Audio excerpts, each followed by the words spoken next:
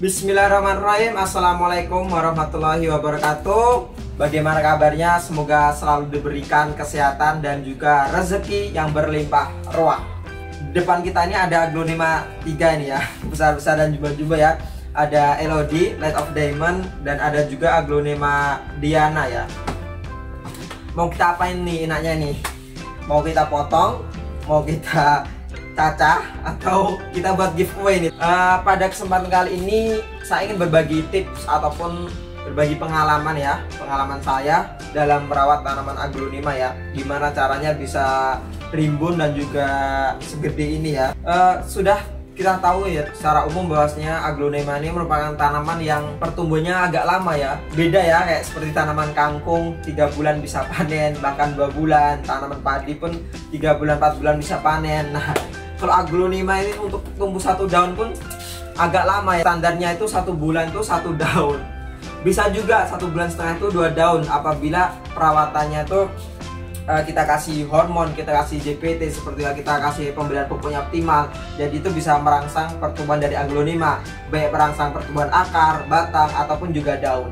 Nah, tapi itu harus diperhatikan ya, gimana cara pemberiannya itu. Aglonema di depan saya ini aja umurnya kurang lebih 2 tahun. Jadi ya memang agak cukup lama. Jadi ya baru beli tanaman, kok aglonema saya lama besarnya nih, kok nggak rumpun-rumpun nih, kok nggak beranak pinak secara cepat nih. Ya memang sabar, membutuhkan proses ya. Kalau bisa gede rimbun pun itu minimal 1 tahun lah, minimal 1 tahun dan juga bisa lebih. Dan itu pun tergantung juga dari ini varietas aglonema ya. Terkadang tuh ya aglonema antara satu jenis dan jenis lainnya itu berbeda, dan itu karena banyak faktor.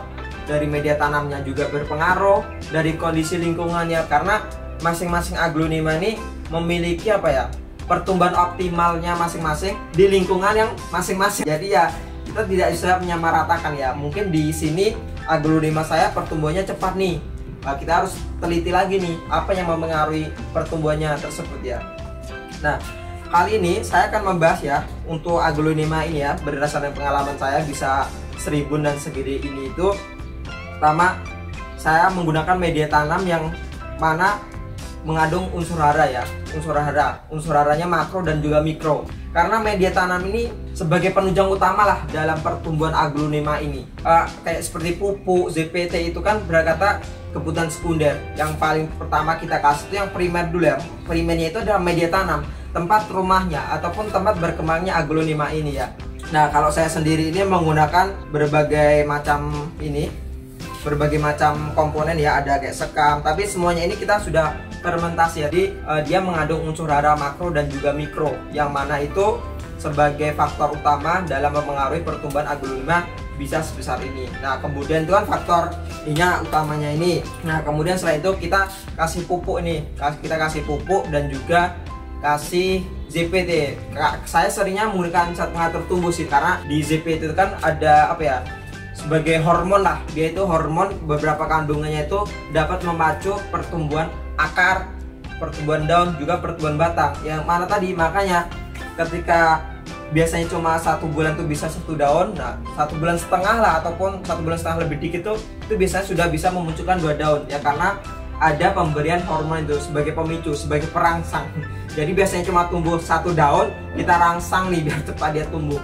Jadi bisa muncul 2 daun. Tapi perlu diperhatikan dalam pemberian itu. Ketika kita overdosis ya, ketika kita over memberikan pupuk ataupun memberikan ZPT terlalu over, itu bukan menyebabkan tanaman kita ini cepat gede, tapi malah pertumbuhannya itu terhambat. Nah, makanya saya menganjurkan ya, biasanya di wadah itu sudah ada keterangan sih dosisnya berapa liter, berapa mililiter untuk berapa liter air. Itu sudah ada rekomendasi, itu tinggal ngikutin dari produk tersebut aja. Karena kenapa harus ngikut itu? Ya karena kan mereka sudah melakukan penelitian, mereka sudah melakukan uji coba. Jadi ya dosis yang tepat tuh ya segitu. Ketika kita tuh lebih atau kita kurang tuh, maka respon terhadap tanaman itu dalam apa ya, terhadap zat yang telah diberikan itu agak kurang. Dia belum nggak bisa menyerap secara maksimal lah. Misalnya tuh harusnya cepat, malah jadi terhambat ya, karena dosisnya tidak sesuai. Setelah itu kan ada media tanam, kemudian ada pupuk, ZPT dan hormon sebagainya itu. Kemudian lingkungan, gimana cara penempatan kita ini aglonema ini ya. Kita itu harus bisa mengatur ataupun apa ya, punya feeling lah gimana cara kita tempatkan aglonema ini. Ya kita kan seperti kita sendiri ya, kalau kita misalnya di dalam rumah terus nggak kemana-mana kan juga menghambat kan pertumbuhan dari pergerakan kita sendiri ya. Tanaman juga begitu, tanaman ya seperti manusia, dia juga butuh sinar matahari, dia juga butuh, tapi tidak boleh terlalu over.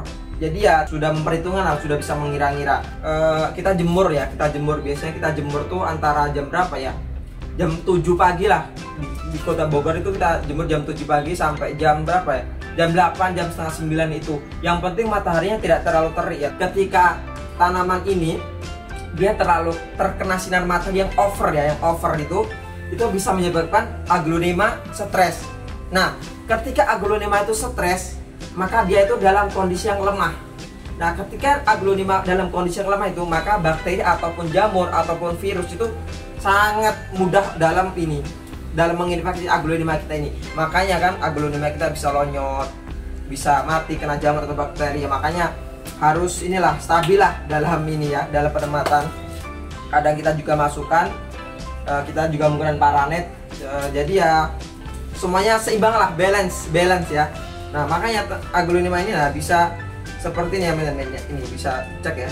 Ini rumpunan 3 dan juga masih ada beberapa anak. Ini kurang lebih 2 tahun ya. Yang penting tuh bagaimana kita menstabilkan daun kita, daun aglonema kita ini tidak lonyot ya.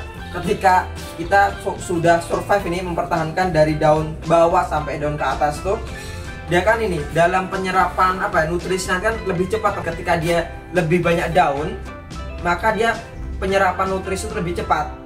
Nah, tapi juga nanti agak lebih boros juga karena kan nutrisinya banyak diserap lah, karena kan lebih ketika daunnya itu lebih lebar dan lebih besar tuh, maka nutrisinya akan diserap aglonema itu pasti akan lebih banyak.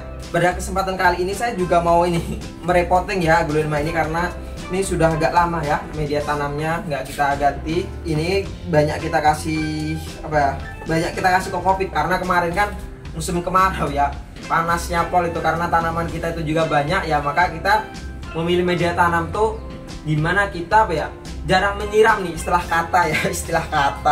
katanya kita biar nggak sering-sering nyiram ya, karena kan musim panas kan. Jadi karena yang kita urusikan tanamannya bukan hanya 1-2 tapi banyak, ada ratusan ya.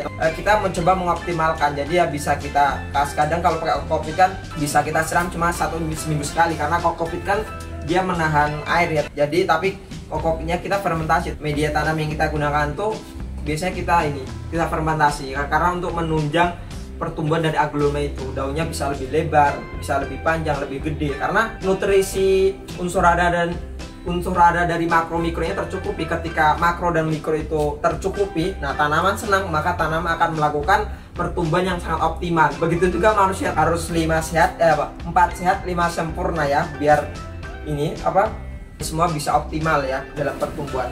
Nah, kali ini kita juga akan repotting ya. Kita akan ganti juga dengan media yang agak lebih poros, karena Bogor sekarang hujan, hampir setiap sore pasti hujan terus. Nah, karena hujan itu, makanya kita akan ganti media tanam yang lebih poros. Supaya apa? Supaya tidak ada genangan air di dalam pot ini. Ini kan pot gede, karena kan juga banyak kokopitnya ya. Ketika kita pakai media tanam yang poros, itu kan sangat bagus sekali. Jadi ketika hujan deras tuh airnya tuh cuma lewat lah, jadi masih nanti dia lembab tapi nggak terlalu becek ya, jadi ya memang aglonema itu butuh lembab tapi kelembapannya itu ada batasnya lah, jangan sampai becek ataupun tergenang air di bawah pot sini ya, karena itu dapat memacu perkembangan jamur ataupun bakteri secara optimal, jadi tanaman kita bisa lonyot. Kita akan membongkar juga sekaligus mengecek ini ya, dari aglonema ini sambil kita cek nih ya. Ini udah ada berapa ya, 6 bulan lebih media tanamnya, bakal ganti yang baru aja ya. Aduh, sudah rimbun, takut patah, sayang.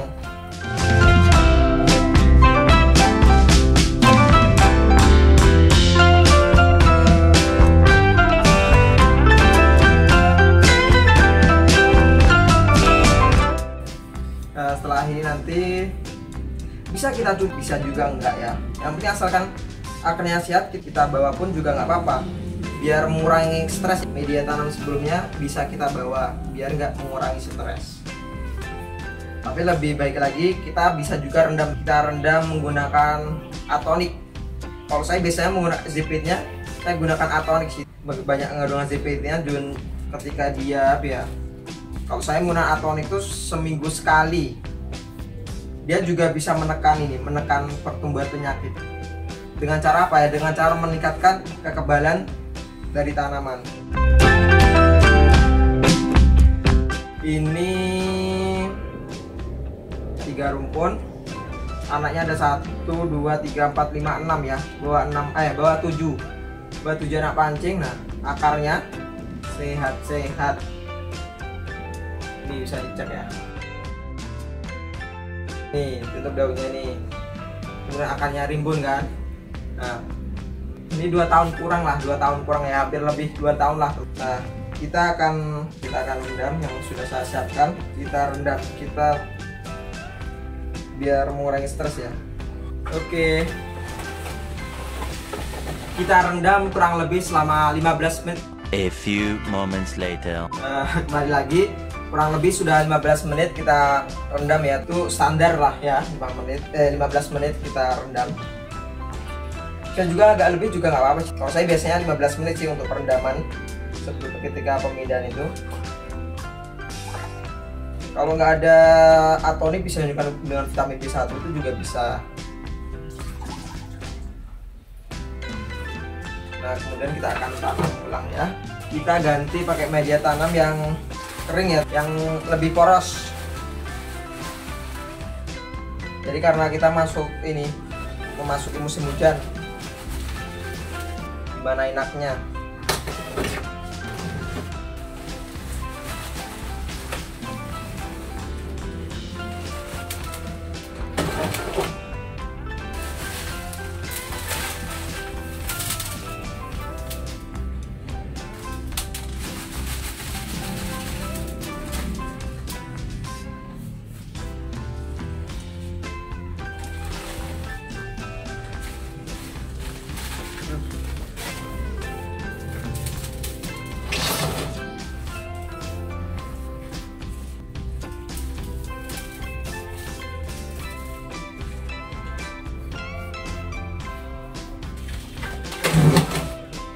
Nah, bisa kita juga kasih pupuk.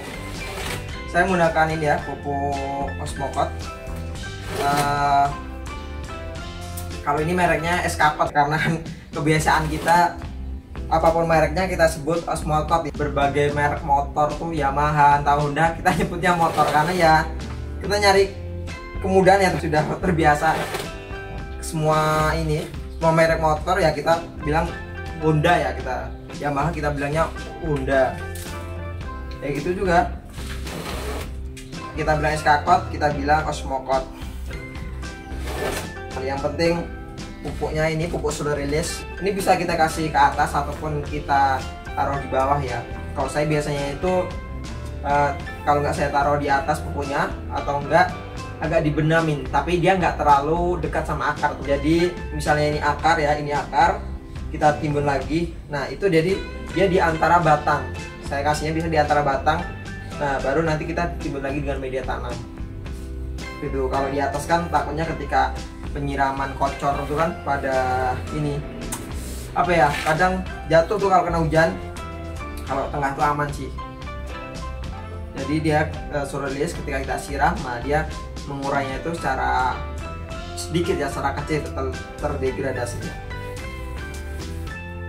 Jadi seperti ini ya, kita lakukan repotting, baru nanti kita siram sampai kocor ya. Nanti bakal kita siram sampai kocor. Seperti itu aja dari tips dan pengalaman dari saya. Suka video ini bisa di like ya, dan juga di subscribe, dan juga bisa disebarkan ke rekan-rekannya ataupun ke teman-temannya ya, biar semuanya pada tahu. Kita saling berbagi pengalaman, kita saling berbagi informasi ya, karena setiap petani, setiap pemelihara tanam itu pasti memiliki ciri khasnya masing-masing, memiliki metode yang masing-masing ataupun memiliki keunikan masing-masing ya. Apabila ada pertanyaan lagi, seputar apapun itu bisa komen di kolom komentar ya, biar kita buatkan videonya, kita buatkan channel video edukasinya lagi. Cukup sekian, dimanapun kalian berada selalu diberikan rezeki yang berlimpah ruah dan juga selalu diberikan kesehatan. Wassalamualaikum warahmatullahi wabarakatuh.